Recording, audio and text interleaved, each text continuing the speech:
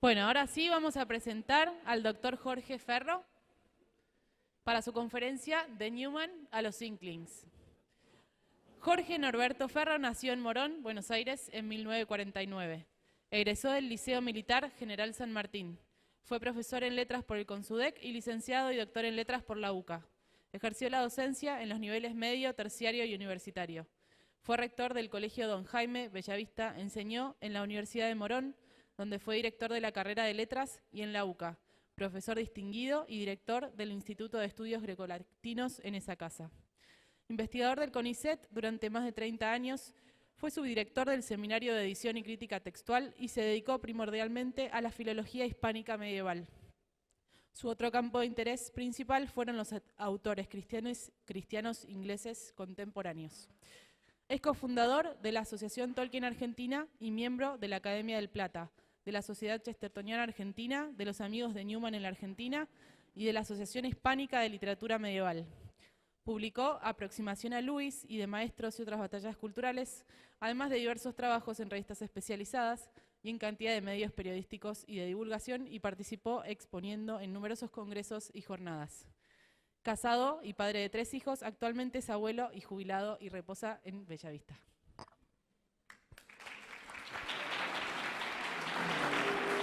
Largamos.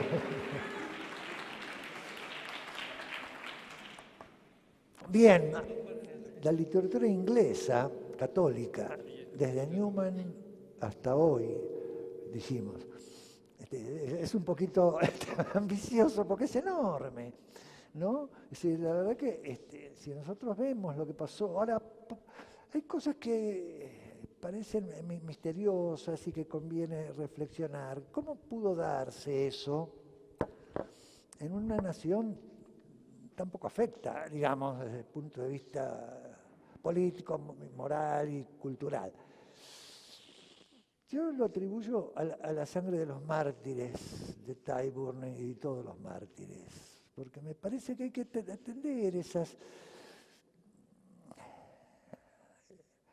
manifestaciones.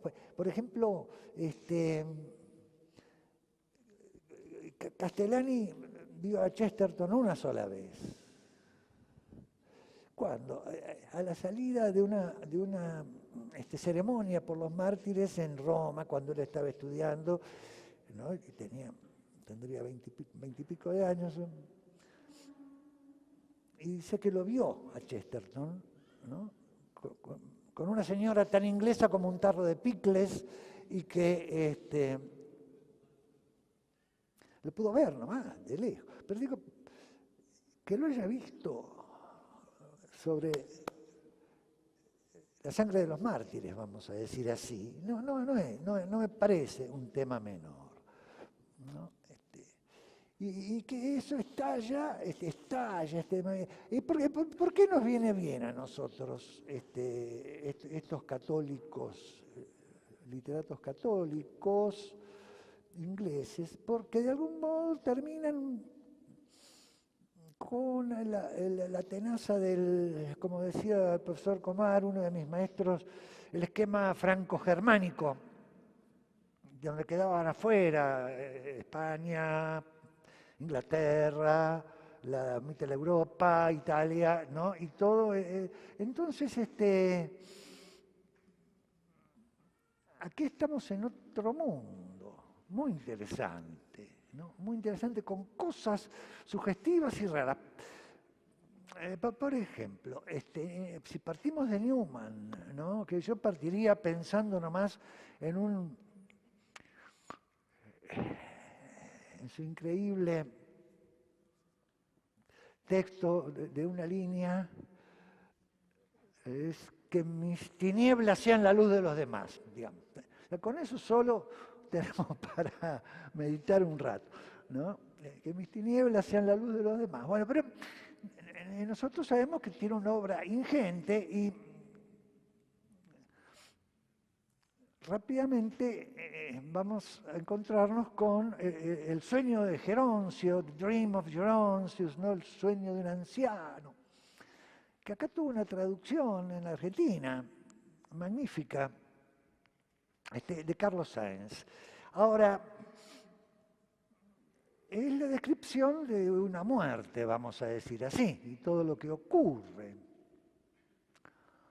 Entonces, aquí que para los años 80 había un general inglés que se llamaba Gordon, que era muy apreciado por sus hombres en todos lados, y, sobre todo los de las otras razas, ¿no? Le decían el chino Gordon porque había tenido un magnífico éxito en la China,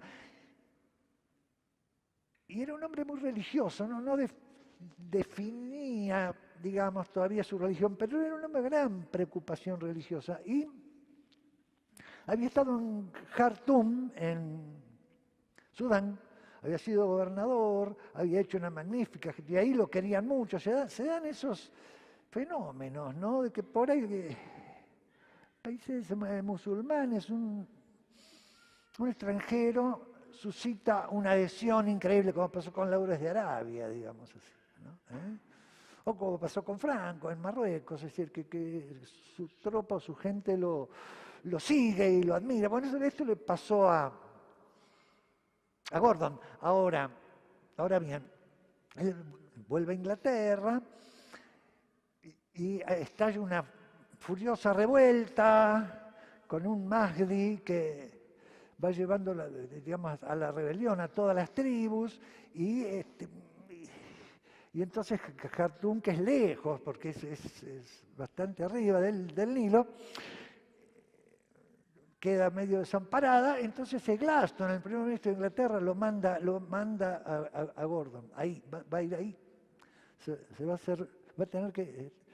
Y Gordon intuye que va a morir ahí. Vaya ahí y aguanta hasta que lleguen los refuerzos. Los refuerzos, Gordon dice, no van a llegar porque es imposible. Pero se va igual. ¿Y qué se lleva? Se lleva el Dream of Fronge, el sueño de un anciano, de Newman, en un librito. Hay una película que se llama Cartoon, ¿no?, de los 60, que en un momento se ve el librito, y efectivamente lee y subraya.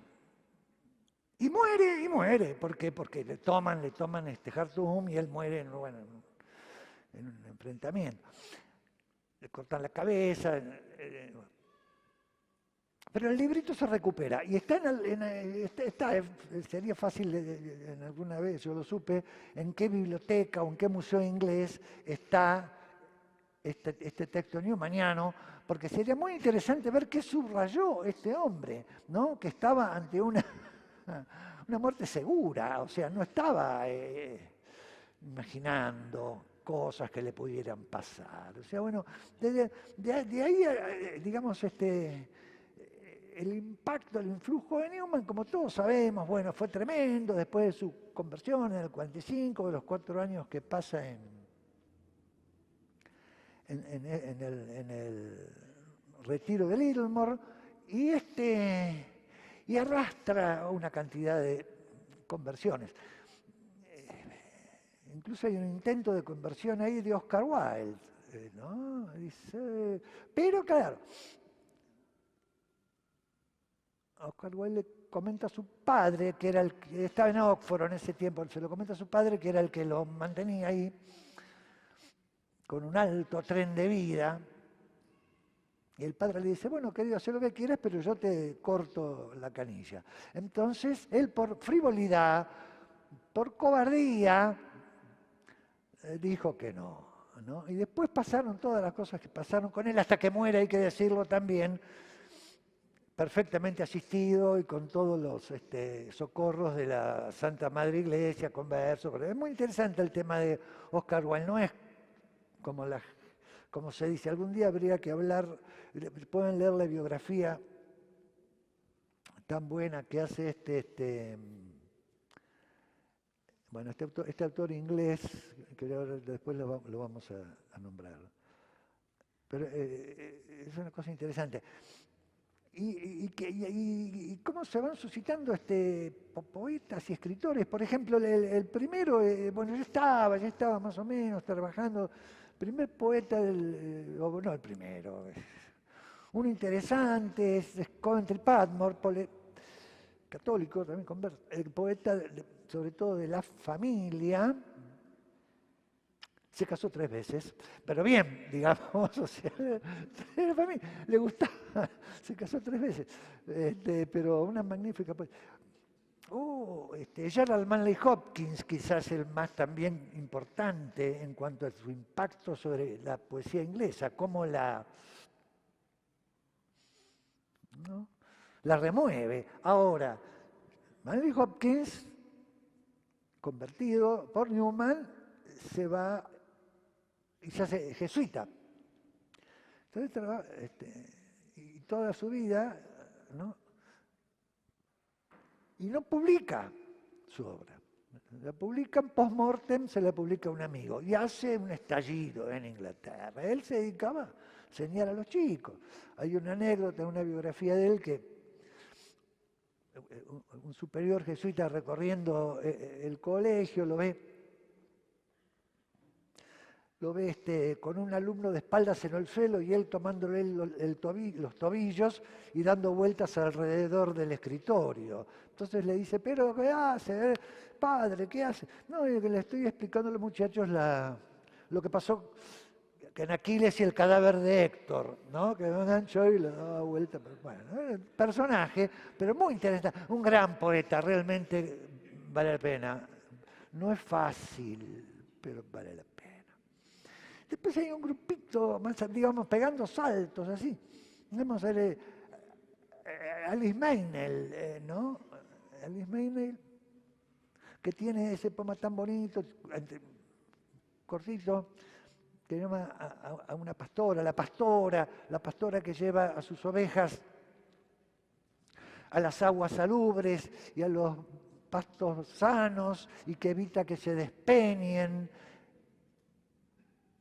Eso tenemos que hacer nosotros, dice, con nuestros pensamientos, dice Alice Meynell, ¿no? Pero después tiene también otras cosas, y ayudan mucho, asisten a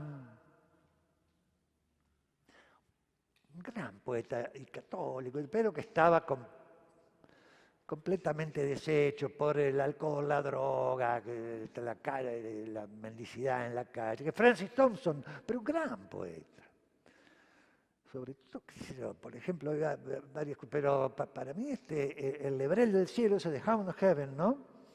Es verdaderamente algo especial. Acá por suerte tuvimos la traducción además de Carlos Sáenz. Carlos Sáenz fue un gran poeta argentino, traductor y poeta. Por ejemplo, tiene una versión de El sueño de Geroncio, tiene una versión del Lebrel del cielo, una barbaridad. Y uno también cuando piensa en qué pasó, digamos, qué pasó con esos textos que él traducía y cómo se filtraban. Y yo tengo un cuento que es un poco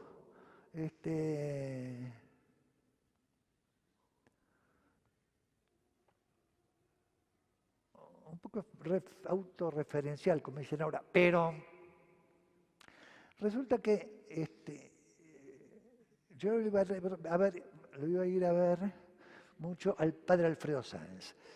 Y él, a su vez, lo admiraba a su tío Carlos. Entonces, un día viene de verlo a Carlos y me dice, claro, ¿sabes? Él dice tío Carlos que en el Ave María, pues, ¿no? Ora pro nobis peccatorius, ese que pro nobis se puede entender por en favor de nosotros, pero también en lugar de nosotros. Ora pro nobis nunc, dice la Ave María, ahora a favor de nosotros. Et in hora mortis nostre, en lugar de nosotros, porque nosotros no vamos a poder si nos estamos muriendo. Entonces yo me quedé con ese cuento. Y cuando después, mucho después, leo a al sueño que conoció Newman, traducido además por Carlos Sáenz, veo que está ahí, o sea que lo sacó de ahí. No sé, son cosas que a mí me conmueven de algún modo el enredo ¿no? de las tradiciones y los pasajes pero, y después pero la cuestión de los poetas y de los conversos, ambas cosas a la vez, que va creciendo.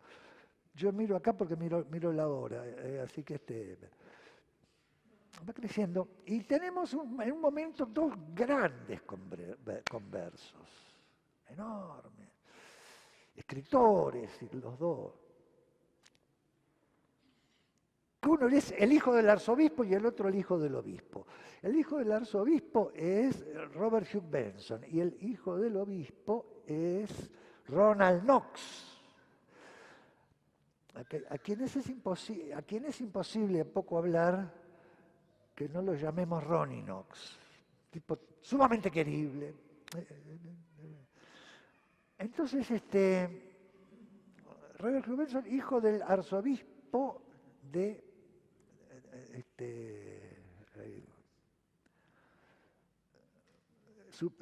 más importante de Inglaterra, ¿cómo se llama ahora? De Canterbury, arzobispo de Canterbury, hijo. Y toda la familia tenían, además, bueno, una tradición terrible, muy vinculados en la iglesia anglicana, y Robert Hugh se convierte. Entonces, yo tengo que ir muy rápido ahora y hay mucha gente, pero por eso, ¿qué pasa? Bueno, escribe muy bien. Y escribe una novela maravillosa que se llama, traducida aquí, El Señor del Mundo, The Lord of the World, ¿no? El Señor del Mundo, que es una espléndida novela. Y la traducción de Castellani es mejor que alguna otra que yo pude ver. Capaz que pone alguna manito mínima en alguna cosita, pero no, es una novela maravillosa. Es El Señor del Mundo, es el Anticristo. Y termina, ahora no se puede spoilear, como dicen que no se puede.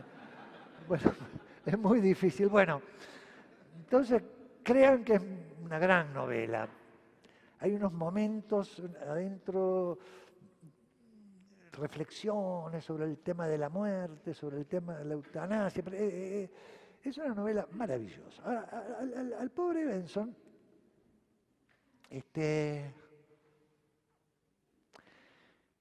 cuando se convierte y escribe algunas cosas, dice, pero tiene el furor del converso, ¿no? Tendría que, bueno, entonces y escribe esto a principios del siglo, El Señor del Mundo, que es de vuelta, le digo, fantástico. Entonces le dicen, pero esto asusta a la gente, es un horror, porque claro, es el anticristo. Viene el anticristo. Entonces,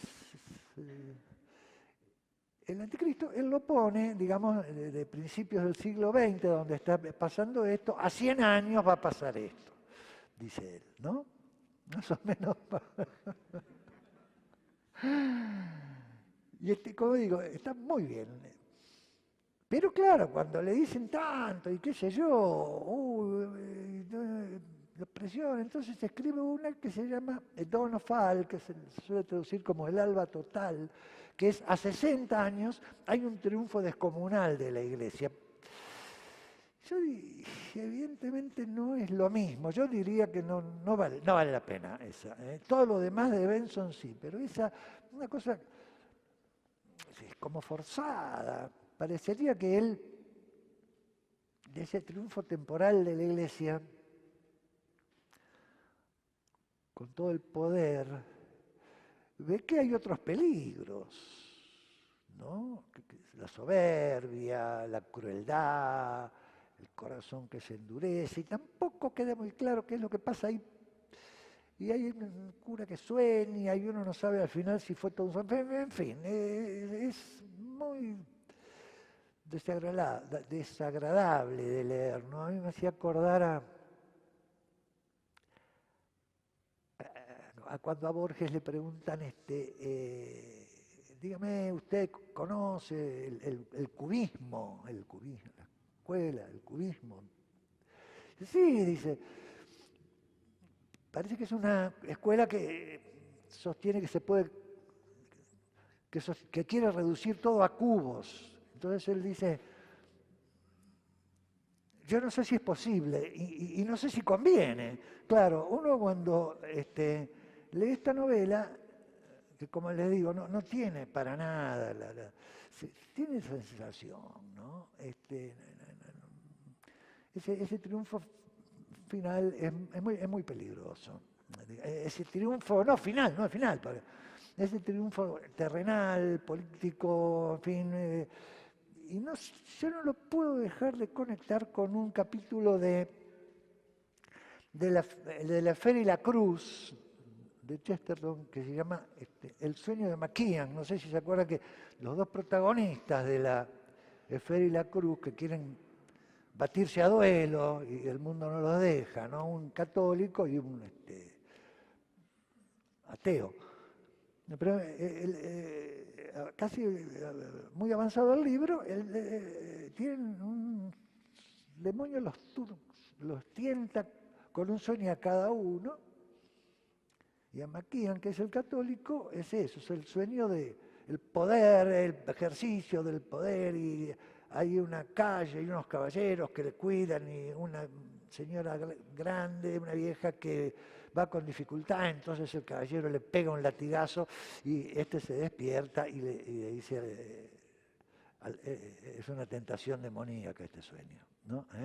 Y bueno, acá pasa una cosa semejante con Benson. Pero después tiene otras cosas fabulosas, todo lo demás yo diría que es buenísimo. Yo creo que escribió contra su voluntad ahí.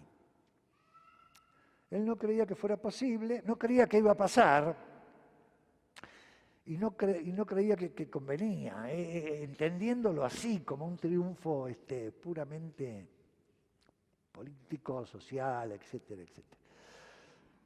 Pero tiene además de Lord of the World, tiene unas cosas muy lindas sobre espiritismo, ¿no? Cuentos de fantasmas. Tiene bueno, el mismo relato de su conversión, tiene cosas que valen la pena, ¿no?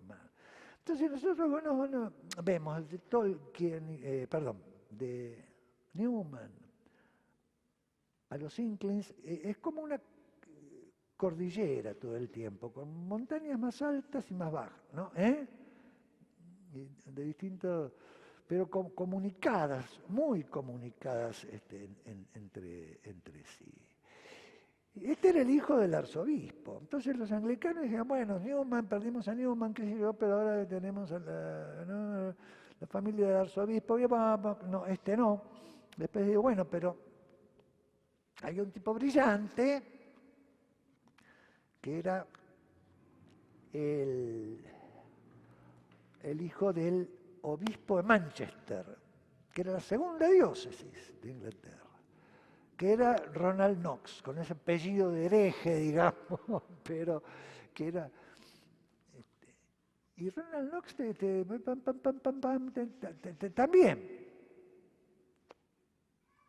también se convierte. Gran problema, ¿no? Y un tipo genial, porque además estaba en la mejor condición. Creo que hasta el día de hoy, me dijo un amigo, es el promedio más alto de Eton del secundario, ese famoso, en Inglaterra, y después en Oxford. Una figura, además con mucho talento, hizo de todo, digamos así, ¿no?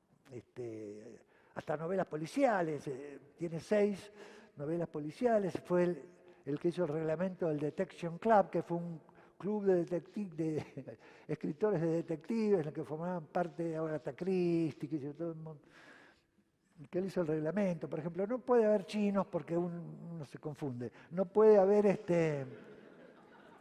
venenos desconocidos. O sea, el lector tiene que tener todos los datos, igual que el autor.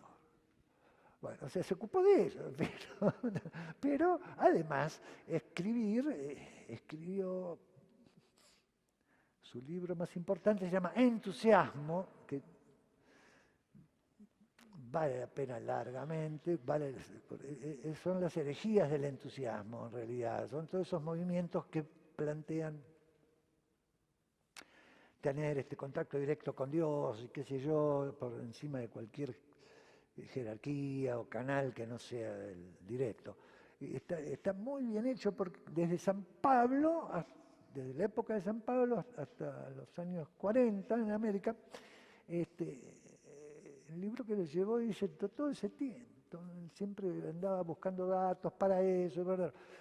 Y es muy importante leerlo, ¿no? A Luis no le gustaba. Bueno, después hay que hablar cómo se le cruza. A Luis no le gustaba. No le gustaba. Luis después sí se encontró el libro, o sea que lo consideraban a Benson. A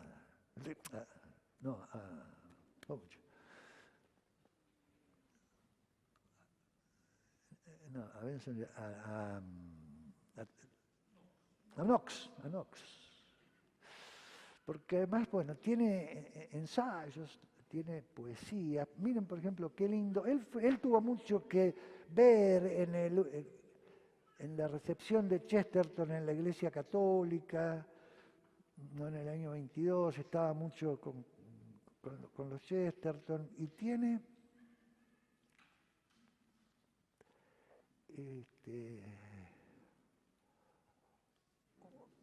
bueno, él predicó en la iglesia, en la catedral de Westminster, la misa exequial de Chesterton. Es un sermón espectacular y yo recomendaría leerlo, ¿no? Pero tiene un poema breve, muy breve, en recuerdo de Chesterton. El 14 de junio del 36 murió Chesterton.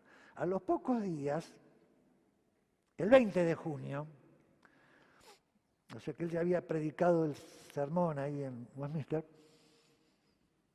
apareció en The Tablet, que era una revista católica inglesa, este breve poema de Knox, sacerdote católico que acompañara a Chesterton en la etapa decisiva de su recepción en la iglesia. Es muy cortito, muy simple, pero es conmovedor, ¿no? Escrito como a los... Claro, a los 6 días de la muerte. Entonces se llama La muerte de un escritor de vidas. Vieron que Chesterton tiene varias biografías, ¿no? Entonces dice, ¿qué pasa con un escritor de vidas que muere y va al cielo? Y está San Pedro en la puerta y vienen sus biografiados. Entonces dice, amó conmigo, dijo Browning, y los hombres lloraron. Rió conmigo, dijo Dickens, y sonrieron los hombres. Bebió conmigo, dijo Chaucer, y enalteció la fiesta. Niño anhelante, dijo Blake, jugó conmigo. En mi demanda, dijo Cobbett, me acompañó a caballo. Leyó conmigo, dijo Stevenson, el corazón del hombre.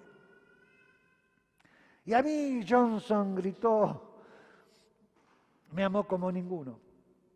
Y ecuánime elegía lo más noble. En tanto Pedro tentaba con las llaves.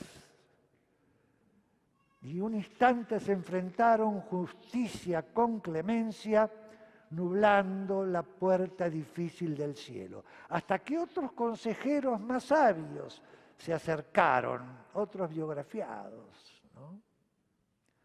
Recíbelo, dijo Tomás. Sirvió a la verdad. Recíbelo, dijo Francisco, amó al pobre. ¿No? Precioso poemita, sencillo, simple. Y podemos leer, voy a ver si nos quedan unos minutos, Mary, unos minutos. Qué chiquitín. Bueno, me quedo con varias cosas preparadas. Pero quiero leerles un texto de Knox, de un sermón que es muy, muy importante, muy agradable. Está en un librito que se llama El torrente oculto, The Hidden Stream. Dice, es un manifiesto antimoderno, muy interesante, por eso nuestra inteligencia es tan limitada que siempre pensamos en el mundo sobrenatural como algo pálido e imaginario, abstracto en comparación con el nuestro. Pero si se reflexiona un poco, es todo lo contrario. El nuestro es el mundo de las sombras y de las ilusiones. El sobrenatural es la realidad real, con dimensiones, por decirlo así, que el nuestro, ni siquiera sospecha. Hablamos como si el Señor tal fuese Padre en el sentido literal y Dios pudiera solamente ser llamado Padre recurriendo a la metáfora. No, dice San Juan, quien es literalmente Padre es Dios Todopoderoso. La metáfora existe cuando utilizamos la palabra Padre refiriéndonos al Señor tal.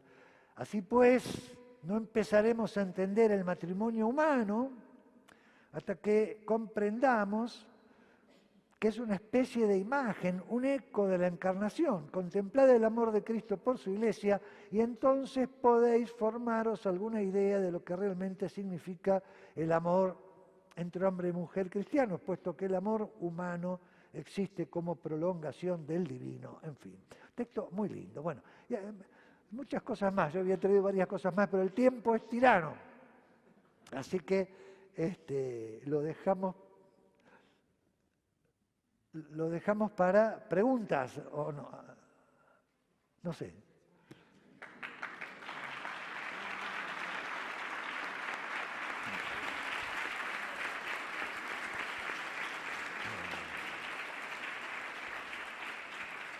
Bien, tenemos unos minutitos para un par de preguntas, si alguien quiere. Preguntas, tenemos el micrófono. preguntas, comentarios, alguna frase que haya quedado resonando. Por allá. Ahí vamos. Corre, corre. ¿Es un sacerdote o no? Buenas noches. Ahora me condenan. Me llamó la atención el comentario de la traducción de Castellani de Señor del Mundo, porque es el que leí, y quería saber cuál era el que dijo que había algo llamativo en su traducción.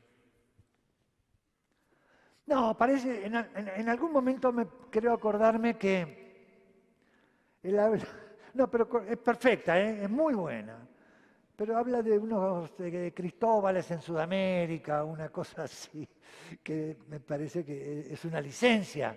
Él mismo dice, yo me he tomado, en el prólogo, yo me tomo licencias en la traducción para mejorar, no para empeorar. Pero es muy buena, la traducción es muy buena, no, realmente, sí. ¿Alguna otra pregunta, comentario? Yo tengo una pregunta que tiene que ver un poco con lo que hablamos de Benson y su escritura del libro del triunfo de la iglesia, digamos. Entonces, mi pregunta es un poco, me alejo un poco del campo literario y voy a hacer una pregunta quizás más personal, pero ¿cómo cree usted que debería haber sido escrito ese libro para que funcione, para que verdaderamente podamos, de alguna manera, hacer un libro que sea opuesto al del anticristo, pero sin todas esos problemas políticos, ¿no? No sé si se entiende más o menos. Sí, perfectamente. Lo que pasa que, no sé, dado la venida del anticristo, etcétera, etcétera, después viene Cristo y se acabó el mundo, ¿no? Se acabó el mundo político. O sea, en ese sentido los medievales, por ejemplo, en muchos de sus textos arrancan directamente con la venida del juez, el dies irae, por ejemplo, ¿no? El dies irae, dies illa. Muy bien, viene, no, y no cuenta nada de lo que pasa antes. Benson, por el contrario, en Señor del Mundo, digámoslo, el anticristo está en la cumbre de su poderío y de repente pasó, y su gloria pasó, y este mundo pasó y la gloria de él termina así. Bien, o sea no hay lugar para un triunfo, parecería que es, pero ahí nosotros no sabemos, no podemos. Lo que sí sabemos es que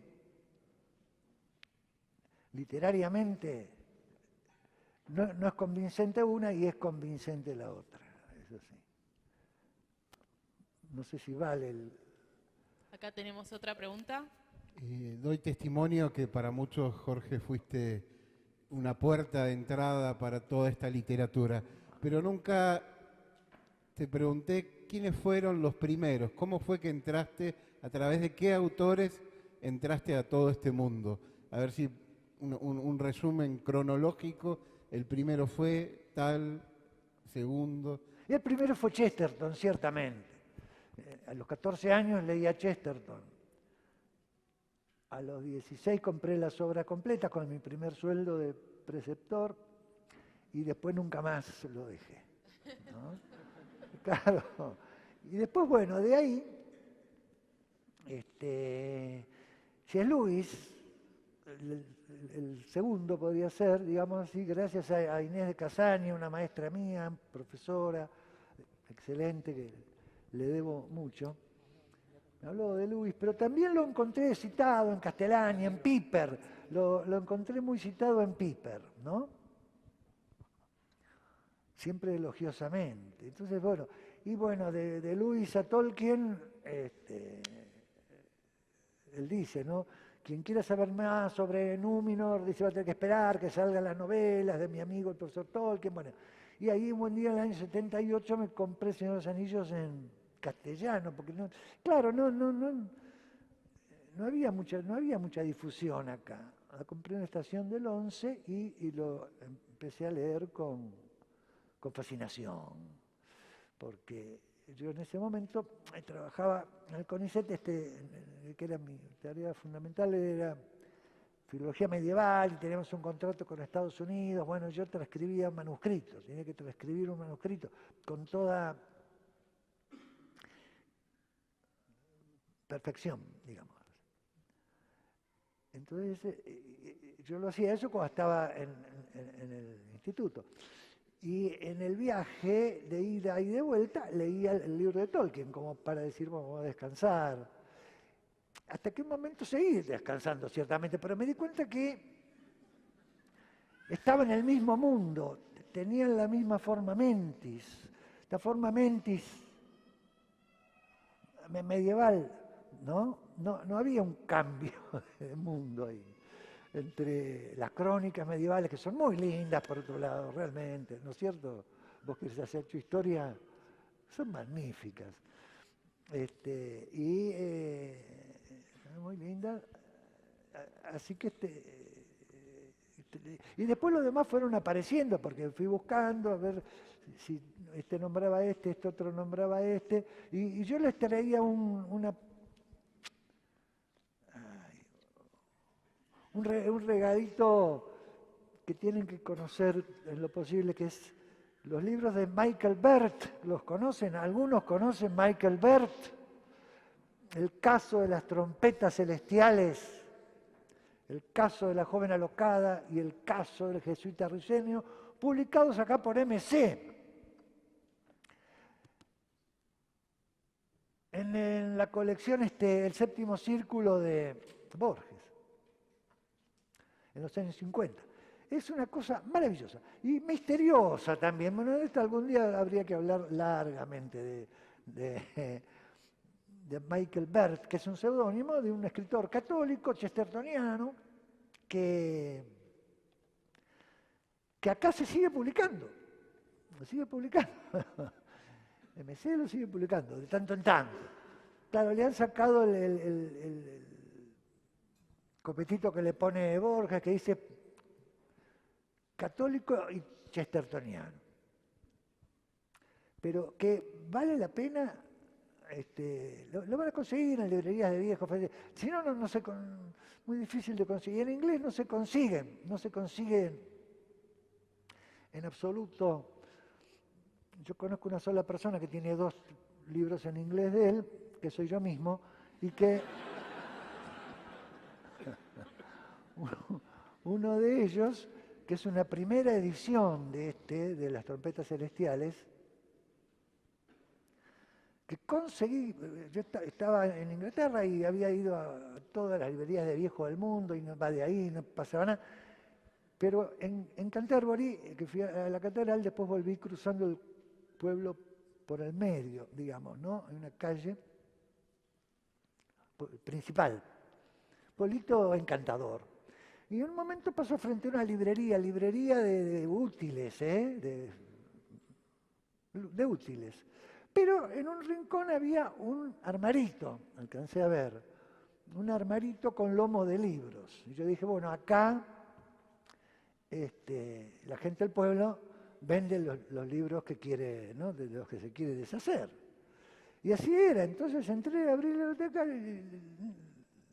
y me encuentro una primera edición con tapadura, sobrecubierta, qué sé yo, del caso de las trompetas celestiales, que no se consigue por ningún lado. Me la compré, barata, 3 libras, qué sé yo, una cosa increíble. Y después la otra, porque hay una novela de este señor, y ya termino, que se llama, hay una novela que se llama The Road to Roundabout, del cual Borges y Bioy, que ellos dicen que es la más, que tiene más influjo chestertoniana. A mí no me lo pareció, ¿no? Pero bueno, de todas maneras, yo le comenté también buscando estas en Europa con los amigos, el padre Gabriel Díaz me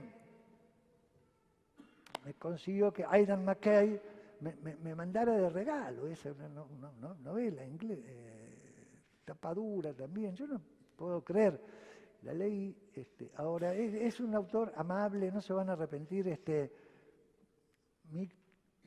Michael, ¿no? B-U-R-T, ese es el seudónimo. Búsquenlo, sobre todo estas 3, que son las de Roger Poynings, el caso de las trompetas celestiales, de la joven alocada y del jesuita risueño. Bueno, perdón porque me recontrapasé. Muchas gracias. Muchas gracias.